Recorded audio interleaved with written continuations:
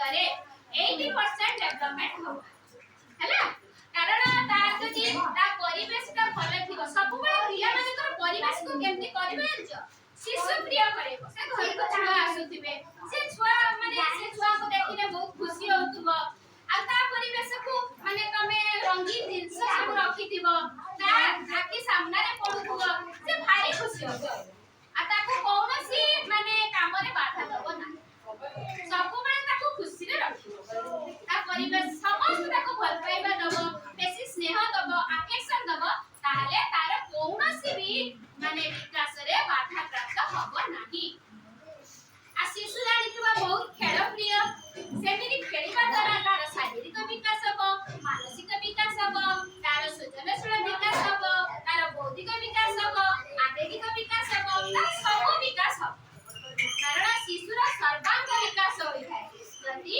ତାର ଖାଦ୍ୟ ଠିକ ଥିବ ଇମ୍ୟୁନେସନ ଠିକ ଥିବ ତା ପରିବେଶ ଠିକ ଥିବ ତାହେଲେ ତାର କୌଣସି ଯତ୍ନର ଅବହେଳା ହଉନଥିବ ତାହେଲେ ତାର ଡେଭଲପମେଣ୍ଟ ବହୁତ ଭଲ ଭାବରେ ହେବ କାରଣ ଯଦି ଗୋଟେ ମା କି ଘରର ଗୁରୁଜନ ଚାହିଁବେ ମୋ ଛୁଆ ଟିକେ ଭଲ ଡେଭଲପମେଣ୍ଟ ଭଲ ପିଲା ହେଇକି ବାହାରୁ ତାହେଲେ ଏଇ ସମୟ ଭିତରେ ଠିକ କେୟାରରେ ରଖିଲେ ସିଏ ଯତ୍ନ ପ୍ରଦାନକାରୀଙ୍କର ବେଶୀ ଦାୟିତ୍ୱ ଜେଜେମା ହଉ କି ବଡ ମା ହଉ ବଡ ବାବା କି ଯିଏ ବି ହଉ ବୁଝିଲା ତାହେଲେ ଆମେ ଏତେ ସବୁ କରିବାର ଲାଭ କଣ ପାଇବୁ ଯଦି ଯତ୍ନ ନେବା ଆମର କଣ ଲାଭ ହବ କହିଲୁ ଲାଭ ହବ ଅନେକ କାରଣ ଆମ ଛୁଆ ଆଉ କୁପୋଷଣରେ ଶିକାର ହବ ନାହିଁ ସମସ୍ତେ ତ ଦାୟିତ୍ୱ ନେଲେ ସମସ୍ତେ ଛୁଆର କେୟାର ନେଲେ ଛୁଆ ଆଉ କାହିଁକି ଯଦି ମା ଖାଲି ଏକୁଟିଆ ଦାୟିତ୍ୱ ନେବ ମାର ସର୍ବସ୍ୱ ଘର କାମ ଯଦି ମା ତାକୁ କହିବ ମା ଝାଡା କରେଇ ନେବ ତାହେଲେ ମା ଆଉ ଛୁଆ ପାଇଁ ସମୟ ଦେଇପାରିବ କି ଛୁଆ କୁପୋଷଣରେ ପଡିଯିବ